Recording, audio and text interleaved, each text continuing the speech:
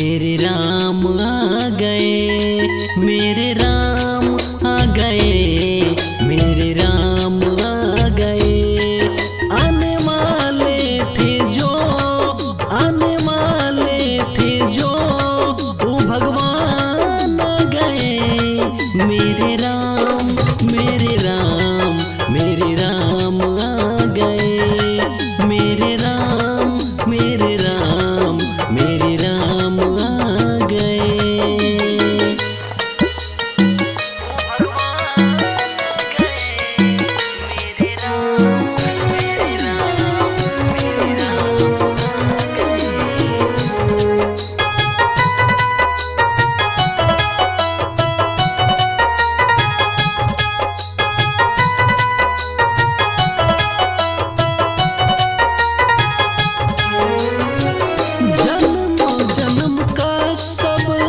कष्ट मिट गए,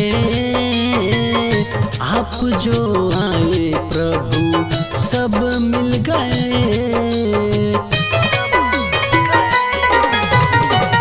जन्म जन्म का सब कष्ट मिट गए, आप जो आए प्रभु सब मिल गए। भगवान मुझ पे मेहरबान हो गए।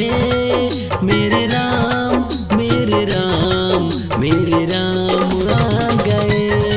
मेरे राम, मेरे राम, मेरे राम आ गए।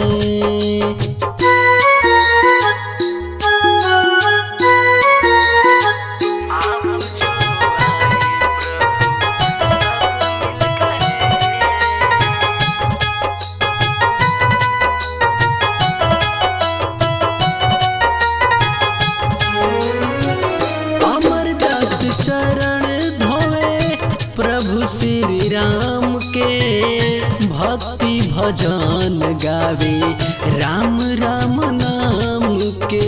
हे प्रभु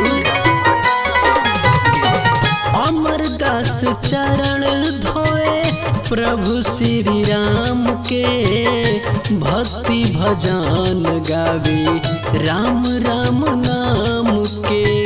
बरसों मेहमान आ गए।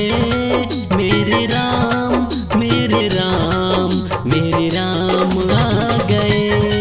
मेरे राम, मेरे राम, मेरे